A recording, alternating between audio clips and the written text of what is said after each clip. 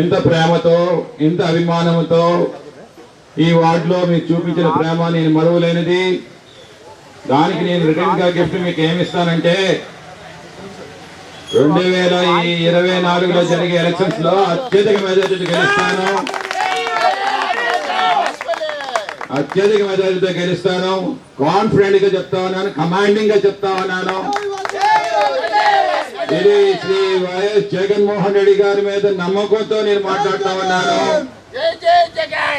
మా నాయకుల్లో ఉండే కసి పట్టుదల ఏదో నా పార్టీ అని నేను చెప్పడం కాదు. ఉదయం నుండి కూడా ఇప్పటి వరకు కూడా నేను తిరుగుతా ఉన్నాను, ప్రతి వార్డులో కూడా తిరుగుతా ఉన్నాను. ఆ బంపర్ మెజార్టీతో గెలుస్తాము. అలాగే రాష్ట్రంలో 175 నియోజకవర్గాలు 175 కూడా గెలుస్తాము.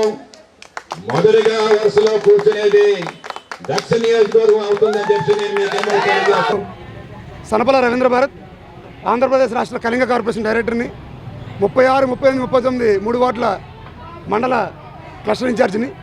ఈరోజు శ్రీ వాసుపల్లి గణేష్ కుమార్ గారి జన్మదినోత్సవం సందర్భంగా దక్షిణ నియోజకవర్గం నలుమూలలో కూడాను ఈ జరుగుతున్నటువంటి పండుగ వాతావరణం మీ అందరికీ తెలియనిది కాదు. ఈరోజు దక్షిణ నియోజకవర్గంలో 14 వార్డుల్లో కూడాను ఉదయం నుంచే ఒక పండుగ వాతావరణంలో అందరూ సేవా కార్యక్రమాలను ఎంచుకొని ఆ యొక్క సేవా కార్యక్రమాల్లో రకరకాలుగా అన్నదానాల్లో, రక్తదానాల్లో, దుప్పట్ల పంపిణీ, చీరల పంపిణీ వంటి అనేక సేవా కార్యక్రమాల్లో ఈరోజు అందరి మనసులో వాసుపల్లి గణేష్ కుమార్ గారు ఉన్నారు అని చాటి చెప్పేందుకు ఒక నిర్ణయం ద్వారా ఈరోజు ప్రతి ఒక్కరూ అనేక సేవా కార్యక్రమాల ద్వారా ఆయన జన్మదినోత్సవాలు జరుపుకోవడం జరిగింది. దీనికి ముఖ్య అతిథిగా వచ్చిన వాసుపల్లి గణేష్ కుమార్ గారి చేతుల మీదుగా ఎంతోమంది పేద విద్యార్థులకు ఈరోజు ఈ వివేకానంద సంస్థ వద్ద వారందరికీ దుప్పట్ల పంపిణీతో పాటు అన్నదాన కార్యక్రమాలు వంటి అనేక కార్యక్రమాలు ఏర్పాటు చేయడం జరిగింది.